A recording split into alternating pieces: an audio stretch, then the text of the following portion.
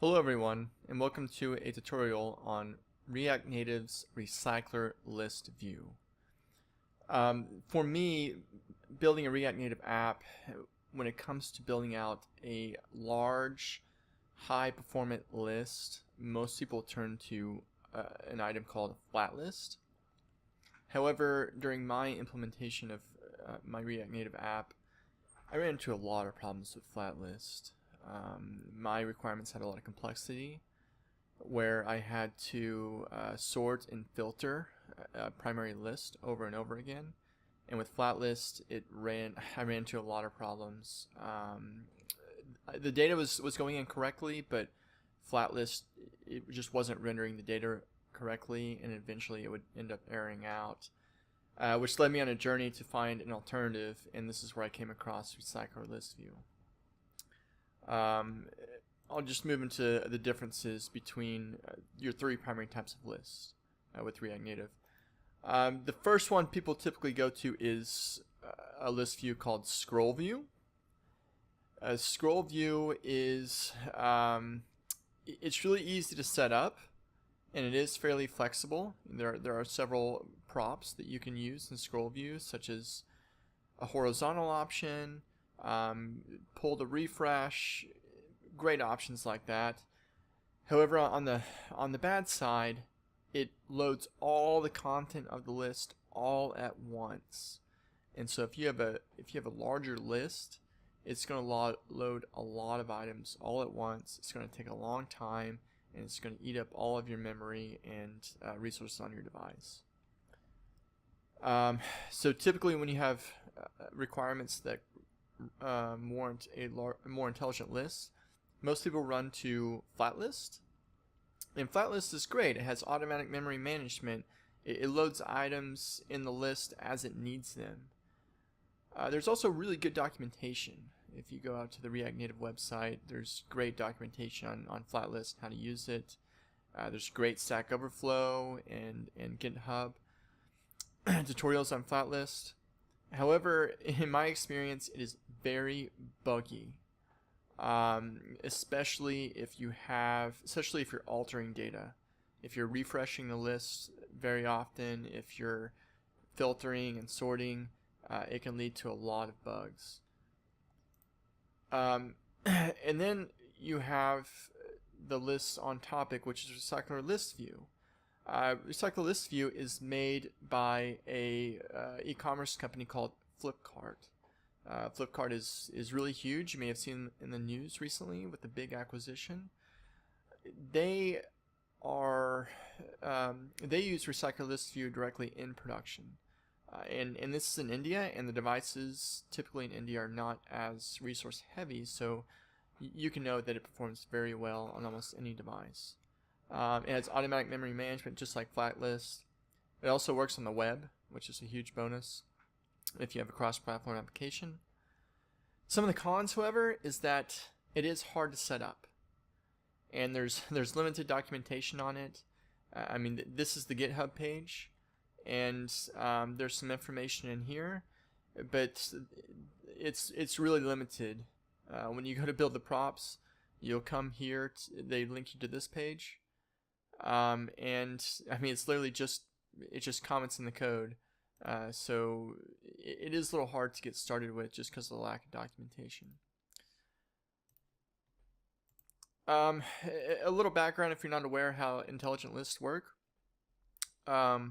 With scroll view, all the list items are in memory by default, and then so if you're scrolling through the list, it's all in memory, so it does scroll just fine.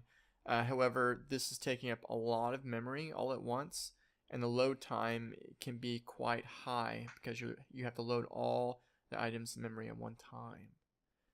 FlatList and RecyclerListView render intelligently.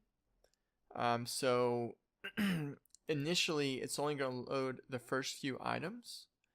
The remaining items stay out of memory until the user scrolls on down, and then these list views will intelligently load these items into memory. On the flip side, the old items that had rendered before, it will move those out of move those out of memory, or aka recycle them. Okay, so getting started with the RecyclerListView, there is 3 main props that we need to focus on. The first one being data provider.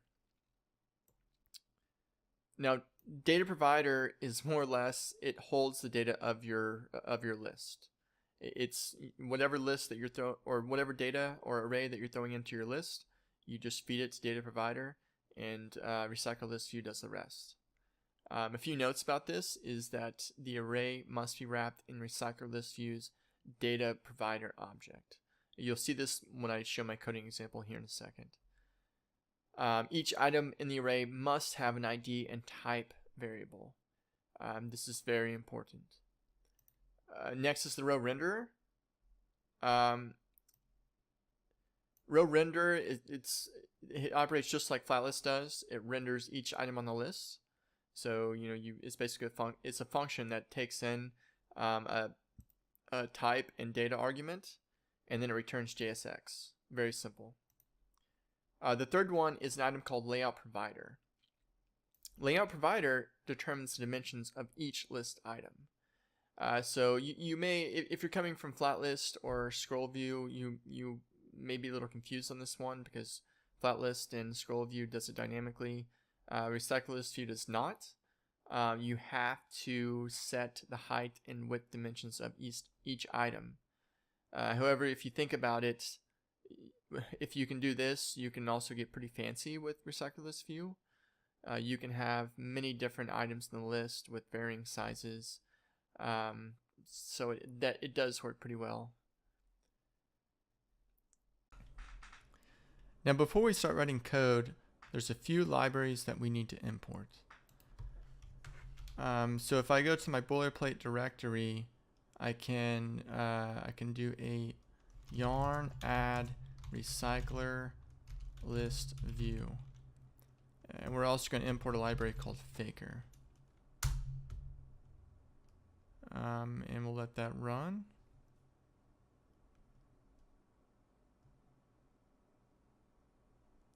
Okay, that finished successfully. So now that's done, we can focus our attention to our boilerplate app that I've created. Now we're going to dive straight into the code. So to start out, there's a few libraries we're going to import. We're going to import Faker, and then we're going to import our RecyclerListView objects. So there's a few objects here that I'll write out. Layout provider from RecyclerListView. So these 3 objects are used throughout the implementation.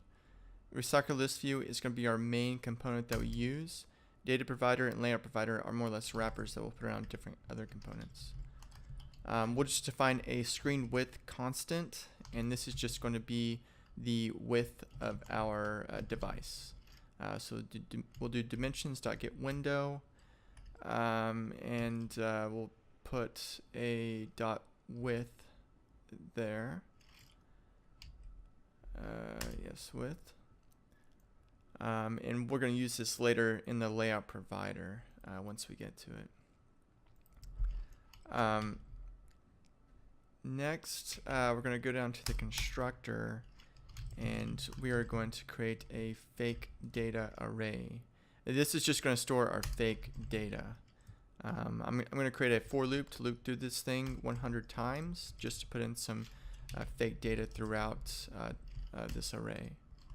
And I'm going to use the faker library to populate this array.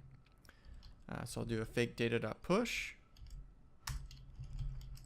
And I'm going to add a type property to each one of these. I'm going to set it to normal by default. Then I'll create an item object, which will actually store my data. So ID set to I, which is the index. Image, I'm going to set to image faker image avatar, which is just a random fake image. And then I'll set a name property of faker.name.firstname. Then I'm going to create a description as well. description set equal to faker.random.words5. That just puts in 5 random words. Okay, so we should be good with the fake. Oh, nope, made a mistake there. So we should be good with this fake data. I'll put a trailing comma and a semicolon just to keep my linter happy. Okay, so next thing I'm going to do is I'm going to create a state. I'm going to create a list, basically a list property, and I'm going to wrap this thing with the data provider object. And don't worry too much about the syntax that I'm using here. This is something that the documentation asked me to use. So we're just going to go with that. And that includes this clone with rows object, and we just simply pass in our fake data that we created in our constructor. Let's see here. I think this looks good. Okay, so next up, we do need to create our layout provider. The documentation recommends that we create this in the constructor. So I'll do this.layout provider. And I'm going to wrap it with the layout provider object that is provided from RecyclerListView. We pass in an object, and actually we're going to pass in 2 functions within here. The first one we're going to return a function that we append to our state called getDataForIndex, and that essentially allows us to access the type of each object that we're going to render. And then our second function is going to take in a parameter or 2 parameters, type and dim, and then we're going to do a switch statement to look at each type. In this case, we only have 1 type, and that's normal, so it's going to be pretty simple to us. And then we're going to set dim.width and dim.height for each one of these cases. So for dim.width, we're going to set it to the screen height constant that we did earlier, and height, we're going to set it to 100 in this situation. In more advanced tutorial or in more advanced use cases, you would have multiple types, but we're just using 1 here. We're also going to have a default case of 0 and 0 for width and height. That's in the event that there's any error, it just won't render the row. Okay, so dim.height equals 0. That looks good. Looks like my linter is complaining. Let's see here. Give me 1 second. Let's see. Unexpected token.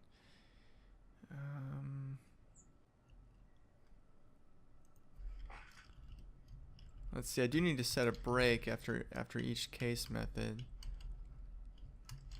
Okay. Alright, that looks a lot better. Okay, so now we're going to create our RecyclerListView component, and you just write it like you do a normal component. Then we're going to add a few props to it. First, we're going to just do a simple style. We're just going to pass in flex1. This isn't required, but it makes your list look a lot prettier. Next, we're going to do the row renderer.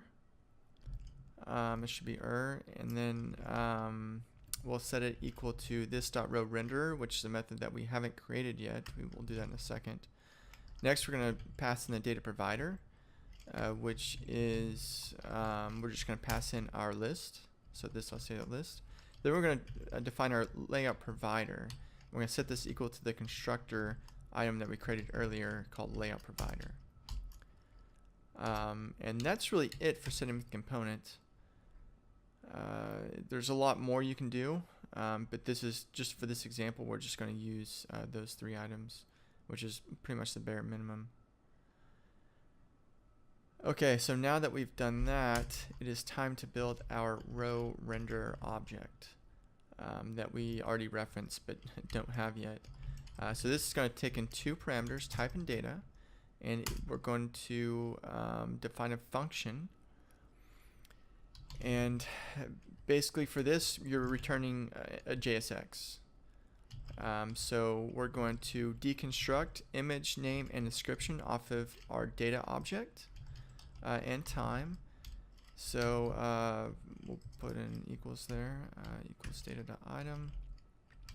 And now we're going to come down here and we're going to return a JSX block.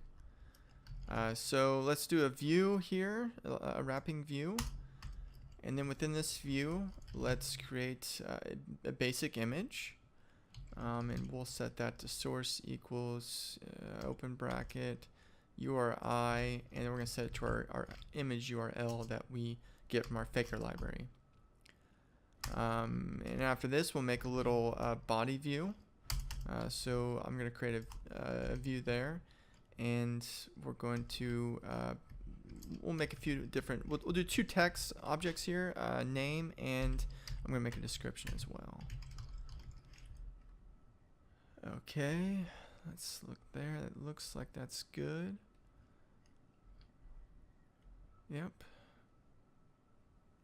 Okay, so why don't we go ahead and I think we've done a lot here. So let's go ahead and save this item, and then let's take a look and see what this looks like in our device. Missing data source or layout provider, cannot proceed without it. Looks like I have a little error here. I didn't expect this. Let me just kind of look through my app and see what's wrong. Layout provider equals this dot layout provider. That looks okay. Let's see, what else could this be? Something in the data provider. Let's see, data provider equals this dot list states. Row render equals this dot row render. Let me look up here at the layout provider. See, this dot layout provider equals layout provider. I didn't do anything. Oh, okay. Sorry. Okay, that's stupid. I misspelled it. Okay, let's reload and see what it looks like now. Oh, can't find variable description. Let's see, where are we deconstructing this? Okay, description. Looks like I have a little typo there. Description. Okay. And I don't know why I defined time. Let me get rid of that. Okay, let's refresh. Okay, here's our list. It does not look pretty, and it's also not rendering our image. So let me add some styling here. I think if I add some styling, this list would look a lot better. So on image, I'm going to add style equals styles.image, which I'll define here in a second. With this view, I'll give it a property of styles.body. And let's see, with my name and description, I'll go ahead and give it a styles object as well. I'll define that down below here in a second. Styles.name. This one I'll just give it a styles.description.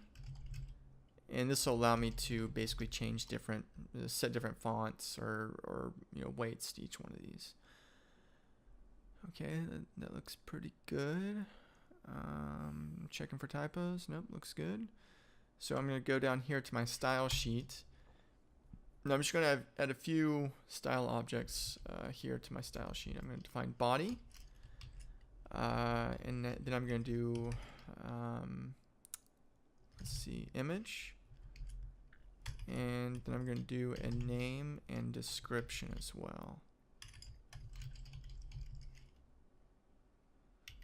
Okay, let me go into body and go ahead and add a few properties.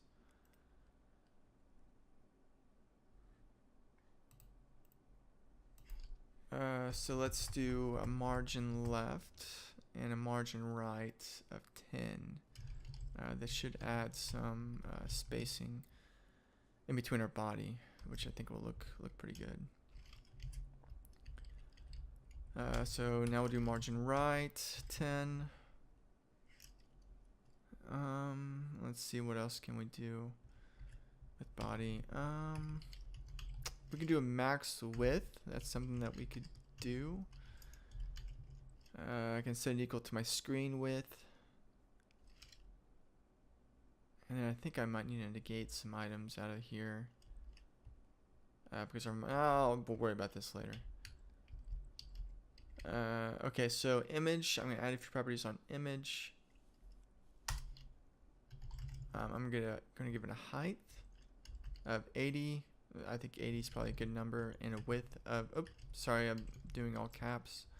I'll do a width of 80 as well. I'll change the case on that. Okay, that should be good. Now I'll define name. Name, I'll give it a font size of 20 and a weight of bold. So I'll just do the font size is 20, and I'll do a font weight of bold. You could also use 800 here, or I think 900 as well. I think 800 is the max. Now in description, I'll give it a smaller text size of 14. And I'm going to give it a lower opacity, and that just basically it de-emphasizes the data. Gives more attention on the name. Okay, so that looks good. So let's go ahead and try to re-render our app. And this looks a little bit better. Let's see here. It is definitely messed up. Let me check things out here. So maybe in our styles here, I think I can add another property. I just want to do. I want to set a flex direction on this. So let me just do a style equals styles dot list item. And for this, I'm going to build an object down here. And I'm going to set a flex direction of row rather than the default of column, which should align the items up correctly. I'm also going to give this a margin of 10 just to give some space on the outside. You can see this is a little jammed up on the left. So a margin should help give it a spacing feel. So I'll reload, and this looks a lot better. Let's see, I can loop through here and things look pretty good. However, on the right, it looks like it is sort of going off the edge. So let me go back to the body, and let's see here.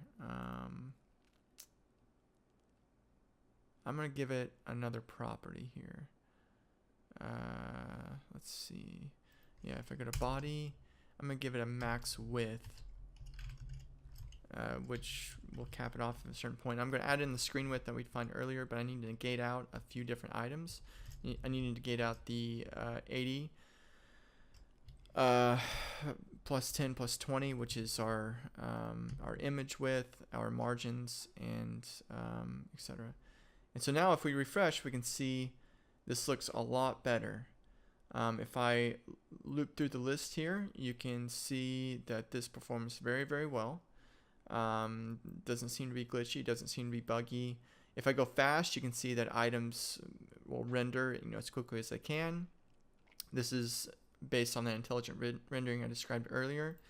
And now it looks like we have a pretty strong list at this point. I don't have it in this example, but you could easily refresh the data and things would render just fine as well. Well, that's it for my tutorial. Thanks for watching. Goodbye.